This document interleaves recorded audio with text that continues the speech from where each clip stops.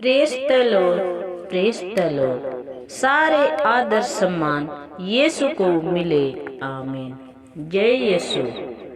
यीशु के प्रियो सभी भाइयों बहनों, हम सब यीशु के नाम पर आए हुए हैं। यीशु आप सबको हर संकटों से, हर कष्टों से बचाए। आमीन। Hallelujah, hallelujah. आइए आज हम पवित्र बाइबल के कुछ गूढ़ रहस्यों और मर्मिक बातों को जानने का कोशिश करेंगे।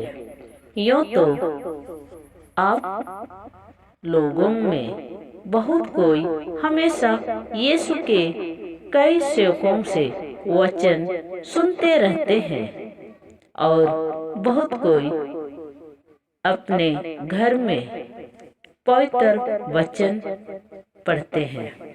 फिर भी हम सब संसारिक मोह माया की जिंदगी में फंसकर भटक जाते हैं। क्यों क्यों हमारे साथ ऐसा होता है? क्योंकि हम विश्वास में मजबूत नहीं होते हैं और हम सब अंधकार में भटक जाते हैं। संत यूहन्ना अध्याय 8 पद संख्या 12 में आप देखें, संसार की ज्योति। ईसा ने फिर लोगों से कहा, संसार की ज्योति मैं हूँ।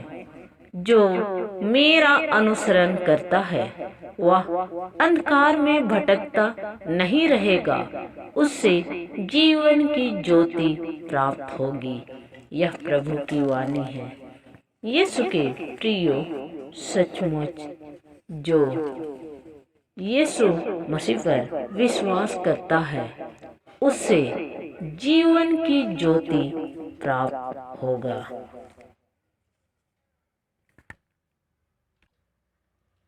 यीशु संसार की ज्योति है और जो लोग इस ज्योति को देखकर अपने जीवन में परिवर्तन लाते हैं वो ईश्वर की ओर से है, क्योंकि उनके कर्म अच्छे होते हैं और ईश्वर अच्छे कर्मों को करने के लिए ही इस संसार में हम सबको बुलाए हैं। हमारे पूर्वज आदि के माता पिता कौन है? क्या आप लोग बता सकते हैं? आदि माता पिता आदम और हेवा। आदम और हेवा ने पाप किया और हम सबको ईश्वर से दूर कर दिया है। आदम हेवा ने पाप पुण्य को चुना है और हमारे लिए मृत्यु को निश्चित किया है। इस तरह हमारे पूर्वजों के पाप दोषों के कारण हमारे जीवन में हर किसी को मृत्यु से होकर गुजरना पड़ता है। इस तरह हम सब इस दुनिया में नाश्वर शरीर में जी रहे हैं और ईश्वर के प्रेम से वंचित हो गए हैं। हमारा ईश्वर अमर है, शाश्वत है, सनातन है। आइए हम इस मतलब को समझेंगे। यीशु के प्रियो, ईश्वर का प्रेम देखो। हम सबको अमर बनाने के लिए, घर वापसी करने के लिए उसने अपने पुत्र यीशु मसीह को इस दुनिया में भेजा। इस संसार में भेजकर सभी मनुष्यों को घर वापसी करा दिया है। हम सबको अनंत जीवन में प्रवेश करने का रास्ता दिखा दिया है। हम सबको कैसे अमर जिंदगी में प्रवेश करना है। उसके बारे में बता दिया गया है। पुनरुत्थान और अनंत जीवन यीशु मसीह है, और जो लोग यीशु मसीह पर विश्वास करते हैं उन्हें ईश्वर के पुत्र पुत्री होने का गौरव प्राप्त है। वे ईश्वर के संतान कहलाए जाते हैं। उन्हें पुनरुत्थान और अनंत जीवन प्राप्त होगा। यीशु ही मार्ग, सत्य और जीवन है। यीशु कहते हैं, मुझसे होकर गए बिना कोई भी पिता के पास नहीं पहुंच सकता। Praise the Lord, praise the Lord. इस वचन से ईसा अपने शिष्यों को स्वर्ग राज्य के मर्मिक बातों को बताते हैं और घर वापसी का ये सुंदर सत्य बातों को सबके सामने रखते हैं।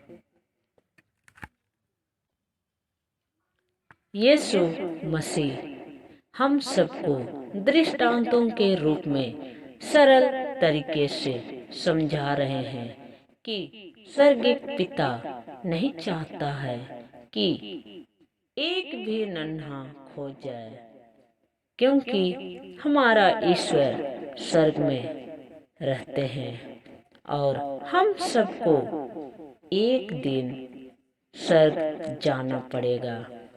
मरने के बाद हमारा क्या होगा? क्या आपने कभी अपने जिंदगी में मनन चिंतन किया है या नहीं किया है?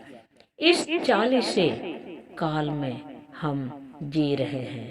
आइए अपने मन परिवर्तन करें, अपने आप को पाप दोषों से मुक्त करें, प्रभु यीशु की ओर आए, घर वापस करें और अपने जिंदगी को अमर बनाएं।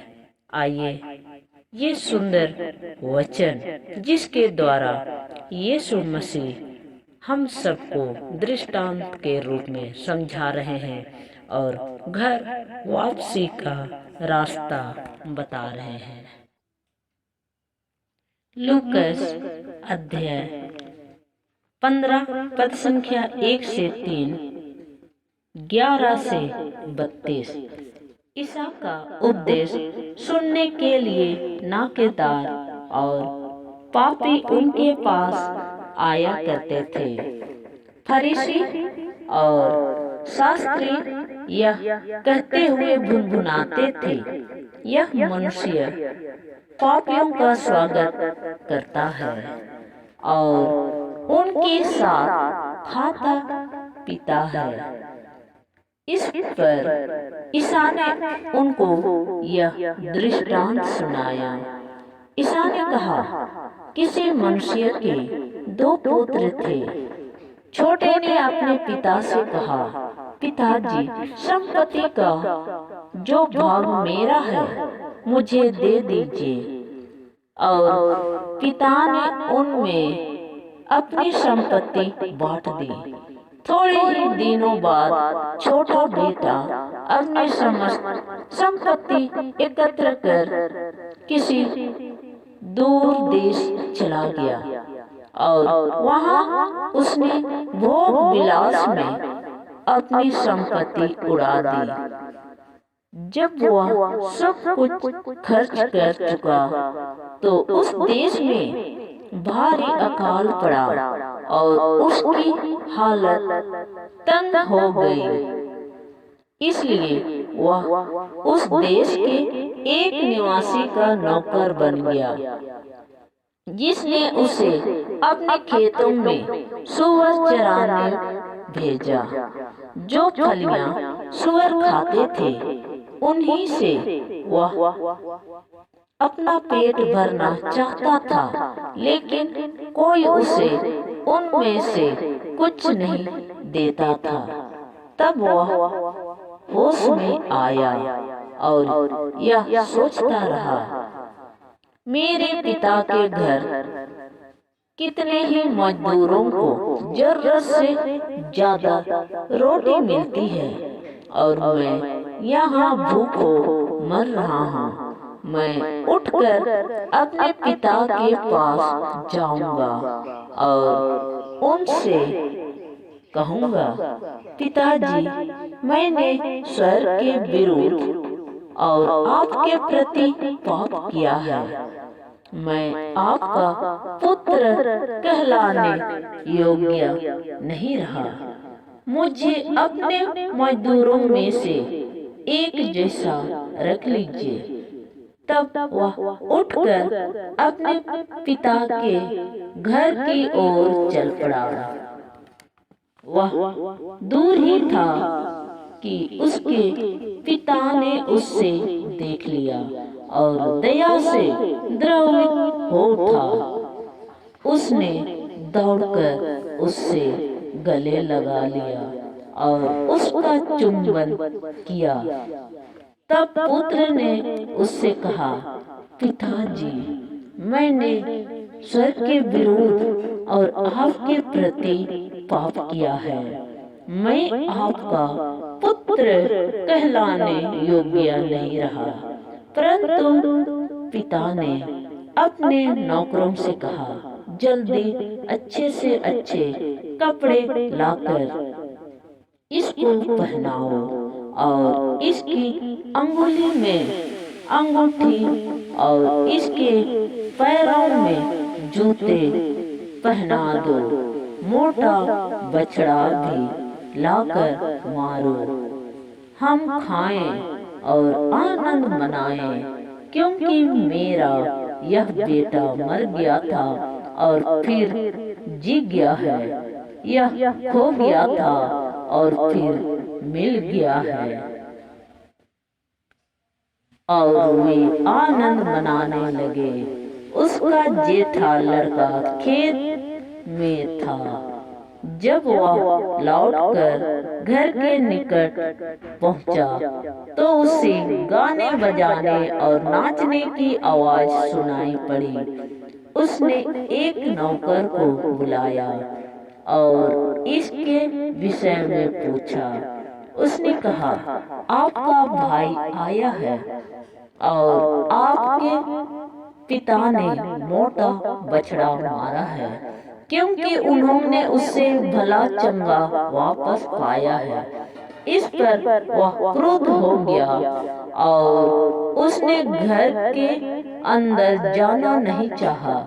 तब उसका पिता उसे मनाने के लिए बाहर आया, परंतु उसने अपने पिता को उत्तर दिया, देखिए, मैं इतने वर्षों से आपकी सेवा करता आया हूँ। मैंने कभी आपको आपकी आज्ञा का उल्लंघन नहीं किया। फिर भी आपने कभी मुझे बकरी का बच्चा तक नहीं दिया, ताकि मैं अपने मित्रों के साथ आनंद मनाऊं। पर जैसे ही आपका यह बेटा आया, जिसने वेश्याओं के पीछे आपकी संपत्ति उड़ा दी है, आपने उसके लिए मोटा बछड़ा मार डाला है।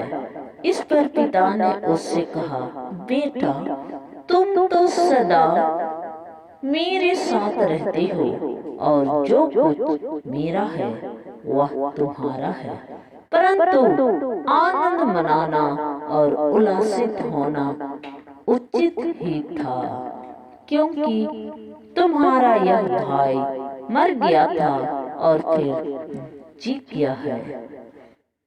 यह खो गया था और फिर मिल गया है। यह प्रभु की वाणी है।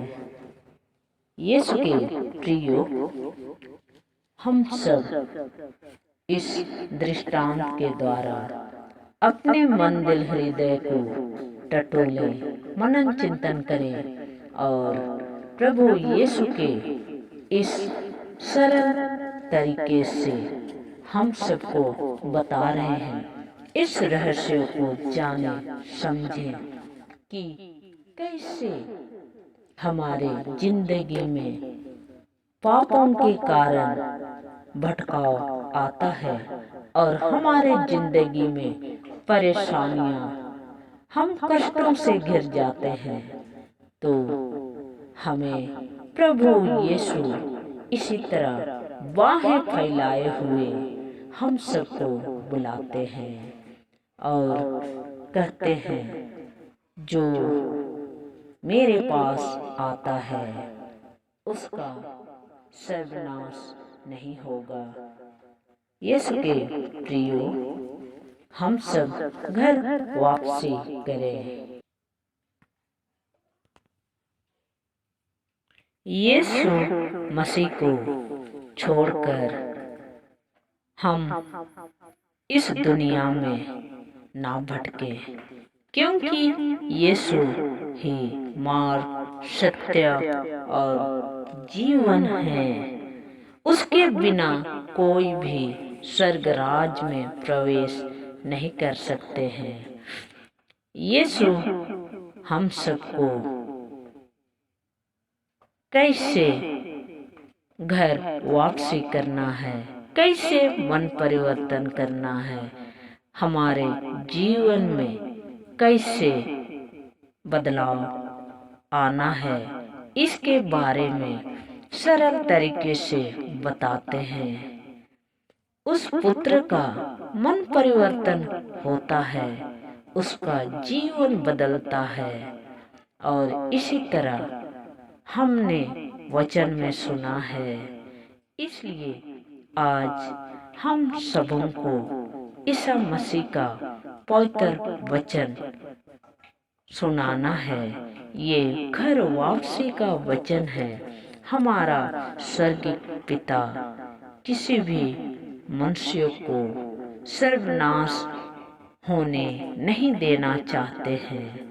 उसने अपने पुत्र यीशु मसीह को इस संसार में बलि चढ़ा दिया है, अर्पित कर दिया है, ताकि इसी बलिदान के रक्त से सभी मनुष्यों को मुक्ति मिल सकती है और यीशु मसीह के मार्ग, सत्य और जीवन की ओर हम आगे बढ़े।